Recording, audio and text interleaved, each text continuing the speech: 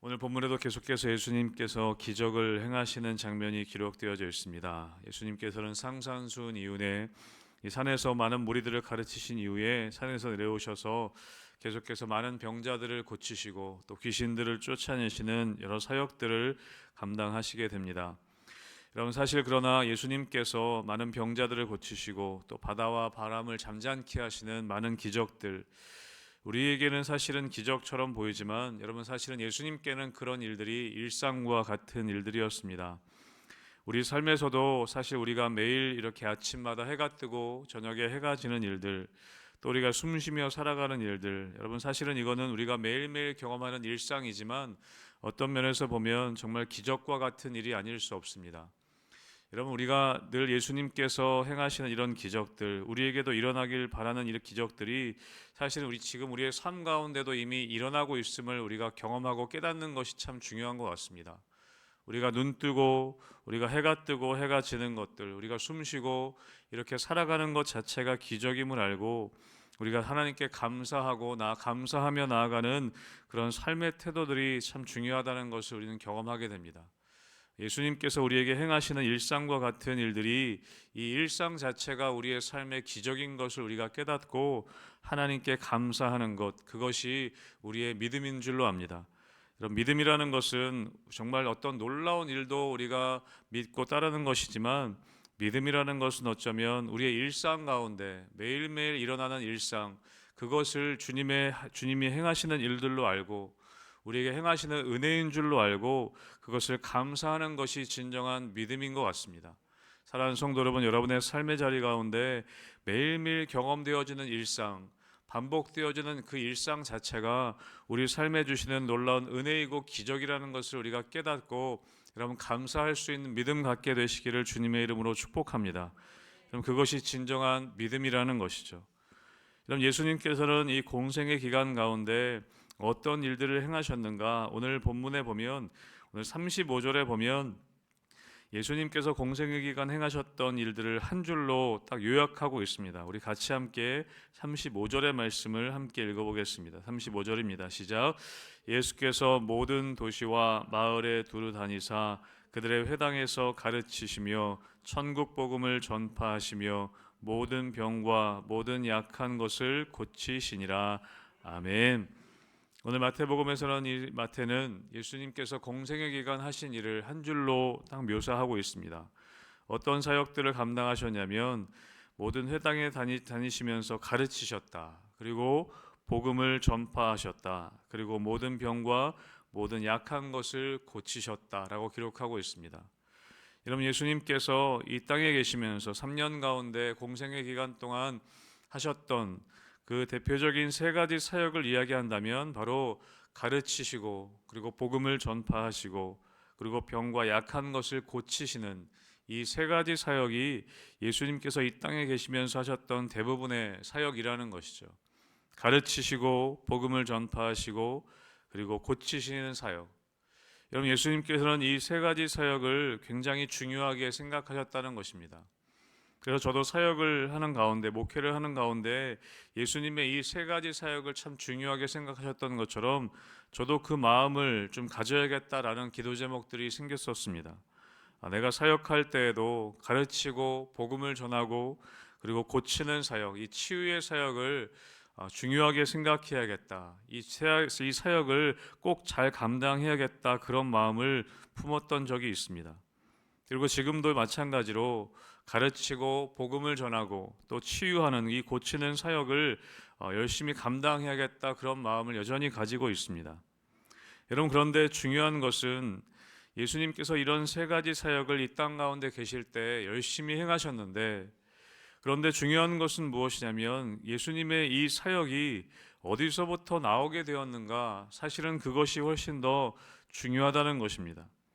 여러분, 그 예수님의 이 세 가지 가르치시고 복음을 전파하시고 이 고치시는 사역이 어디서부터 흘러나오게 되었는가, 여러분, 그것이 오늘 36절 말씀에 기록되어져 있습니다. 우리 36절 말씀 같이 함께 읽겠습니다. 시작.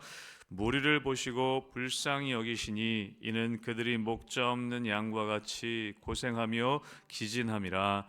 아멘. 그럼 사실은 저는 이 35절에 훨씬 더 많은 관심을 가지고 있었습니다. 사역을 시작할 때에도, 목회를 할 때에도 가르치고 복음 전파하고 고치는 사역, 이 사역에 참 많은 관심을 가지고 있었습니다. 그런데 말씀을 계속 읽다 보니까 사실은 35절의 말씀보다 36절의 말씀이 훨씬 더 중요하다는 것을 알게 되었습니다. 여러분, 예수님은 그냥 기계처럼 가르치고 복음 전하고 고치는 그런 사역만 감당하신 것이 아니라 그 사역이 어디서부터 나오게 되었는가? 오늘 36절에 말씀하죠. 무리를 보시고 불쌍히 여기셨다. 그들이 목자 없는 양과 같이 고생하며 기진하는 것을 예수님이 보셨다는 것이죠. 예수님은, 여러분, 우리는 이 36절의 말씀은 사실은 눈에 보이지 않는 것입니다. 우리는 눈에 보이는 이 35절에 더 많이 관심을 가질 때가 있습니다. 잘 가르치고 복음을 전하고 고침을 받는 그런 사역들이 우리 가운데 잘 이루어지면 얼마나 좋겠습니까? 나도 고침을 받고 싶고 우리도 치유되고 싶고 또 치유하는 그런 사역들이 우리 가운데 있기를 원합니다. 여러분, 그런데 더 중요한 것이 있다는 것이죠. 그것은 예수님의 마음이라는 것입니다. 우리가 예수님의 이 마음을 배우지 않고 단지 그냥 사역들만 감당할 때에는 여러분, 오히려 그것이 역효과가 날 때가 있는 것을 우리는 경험하게 됩니다. 더 중요한 것은 무엇이냐면 이 36절에 예수님의 긍휼히 여기시는 마음이 우리에게 중요하다는 것이죠. 사랑하는 성도 여러분, 우리가 먼저 회복해야 할 것이 무엇이냐? 다른 무엇보다도 먼저 우리는 그 예수님의 긍휼하심을 우리는 먼저 경험해야 하는 것입니다. 예수님이 불쌍히 여기시는, 예수님이 나를 얼마나 긍휼히 여기시는지, 예수님의 그 긍휼을 먼저 내가 경험하는 것이 중요하다는 것이죠. 우리가 치유도 받고 우리가 성경 공부도 하고 우리가 선교도 해야 하지만 여러분, 그 사역을 하기 이전에 먼저 중요한 것은 내가 먼저 예수님께 긍휼하심을 받는 것입니다.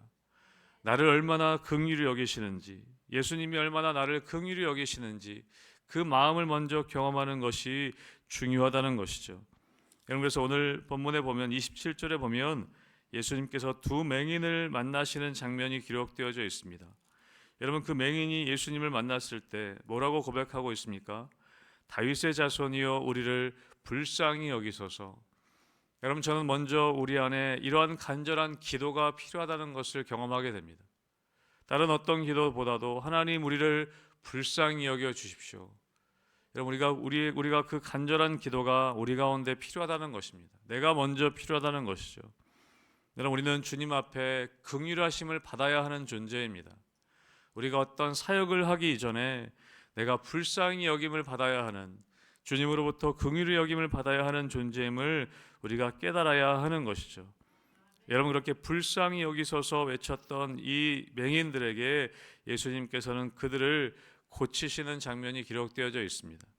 오늘 28절에 보면 예수께서 집에 들어가심에 맹인들이 그에게 나아오거늘 예수께서 이르시되 내가 능히 이 일 할 줄을 믿느냐 대답하되 주여 그러하오니이다. 그리고 나서 29절에 그들의 눈을 만지시고 믿음대로 되라 하시고 그들을 고쳐주셨습니다. 여러분, 이 과정들을 보면 여러분, 이 예수님께서는 그냥 이 맹인들을 고쳐주신 것이 아닙니다. 맹인들을 지나가시면서 보시고 때로는 예수님께서는 그들이 아무 말 하지 않아도 고쳐주실 때가 있습니다. 오늘 32절에서 34절에 귀신 들린 사람의 이야기가 나오죠. 이 사람 말 못하는 사람이었습니다. 말 못하는 사람이었지만 그냥 예수님께서는 그들을 고쳐주셨습니다. 여러분, 근데 때로는 예수님께서 우리가 입술로 고백하기를 기다리실 때가 있습니다. 그냥 고쳐주시는 것이 아니라 이 맹인들과 같이 다윗의 자손이여 우리를 불쌍히 여기소서 그렇게 부르짖기를 때로는 기다리실 때가 있고, 또 28절에 보면 내가 이 일 할 줄을 내가 믿느냐라고 질문하시고, 그리고 이들이 대답할 때 주여 내가 믿습니다 라는 그런 입술의 고백을 기다리실 때가 있다는 것이죠. 그럼 예수님은 때로는 우리의 믿음을 테스트하시고 우리의 믿음을 실제적으로 보시기 위하여서 우리의 입술의 고백을 기다리시고 있을 때가 있습니다. 사랑하는 성도 여러분, 여러분 마음 가운데 소원함들을 여러분 입술로 간절히 고백할 수 있게 되시기를 주님의 이름으로 축복합니다. 예수님은 다 아시지만 우리의 마음을 다 아시지만 때로는 우리가 입술로 간절한 마음으로 부르짖기를 원하시고 주님 앞에 나와서 그 입술로 고백하는 그 고백의 소리를 듣기를 원하신다는 것이죠. 그럴 때, 왜냐하면 그럴 때 우리의 믿음이 성장하기 때문입니다. 아무것도 하지 않아도 예수님은 다 하셔서 알아서 해주시기를 원하는 마음이 우리 가운데 있지만, 여러분, 그러면 우리의 믿음이 성장하지 않는다는 것이죠. 우리가 눈이 보여지고 병이 고쳐지는 실제적인 치유도 필요하지만 예수님께서는 이 과정을 통해서 우리의 믿음이 성장하기를 원하신다는 것입니다. 여러분, 그래서 우리에게 필요한 것은 무엇이냐? 우리가 진정으로 우리의 마음의 소원을 담아서 하나님 앞에 고백함을 통해 주님의 긍휼하심을 우리가 경험하는 것, 그것이 우리 가운데 중요한 회복되어야 할 부분이라는 것이죠. 여러분, 또 한 가지 우리가 구해야 할 것은 무엇입니까? 우리도 그 긍휼의 마음을 가질 수 있어야 한다는 것입니다. 우리가 주님의 긍휼하심을 경험할 뿐만 아니라 우리가 구해야 할 것이 무엇이냐면, 하나님 우리에게도 이 주님의 긍휼의 마음을 우리에게 부어주시도록 우리가 기도해야 할 것입니다. 우리가 열심히 사역하는 것 중요합니다. 열심히 가르치고 열심히 선교하고 또 아픈 사람들을 위해 기도하는 것 필요합니다. 그런데 우리 마음 가운데 무엇이 있어야 하는가? 주님이 긍휼히 여기셨던 그 마음, 불쌍히 여기셨던 그 마음을 우리 또한 가질 수 있어야 한다는 것이죠. 여러분, 아무리 우리가 잘 가르치고 아무리 선교를 많이 하고 아무리 기도를 하고 해도 여러분, 우리 마음 가운데 긍휼히 여기는 마음이 없다면 여러분, 그것은 그 일 가운데는 아무 일도 일어나지 않는다는 것이죠. 여러분, 그 마음, 예수 그리스도의 긍휼히 여기는 마음이 우리 가운데 충만하게 되기를 주님의 이름으로 축복합니다. 그래서 우리가 어떤 사역을 하기 이전에 하나님, 나도 긍휼히 여겨주시고 또 나에게도 그 긍휼히 여기는 마음을 부어주시옵소서. 여러분, 그럴 때 우리 공동체 안에 주님의 기적의 역사들이 일어날 수 있게 되는 것입니다. 정말 다른 사람들을 바라볼 때 긍휼히 여기는 마음으로, 정말 불쌍히 여기는 마음으로 나아갈 때 그 일들이 일어나게 된다는 것이죠. 여러분, 그래서 오늘 예수님께서는 마지막으로 무엇을 위해 기도하라고 말씀하시는가?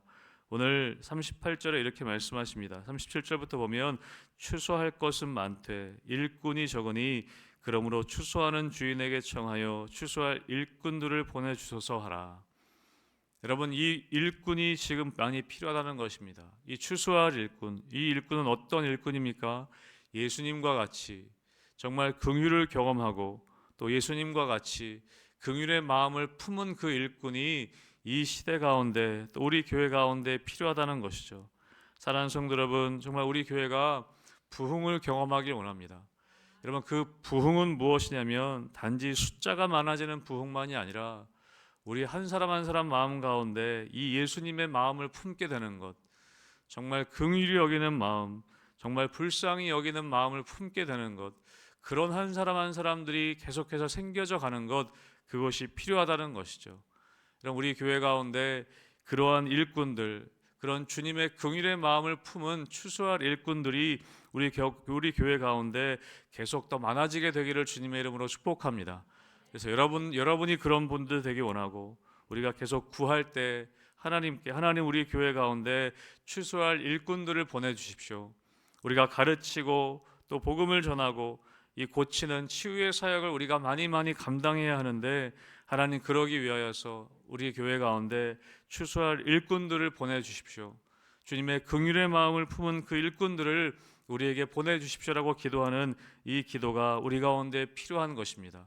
오늘 이 시간 기도할 때 하나님, 먼저 내가 주님의 긍휼을 경험하고 또 주님의 긍휼의 마음을 품고 또 우리 교회 안에 그 긍휼의 마음을 많은 추수할 일꾼들을 보내주셔서 우리 교회 가운데 진정한 부흥의 역사가 일어날 수 있기를 여러분 기도하는 우리 성도님들 되시기를 주님의 이름으로 축복합니다.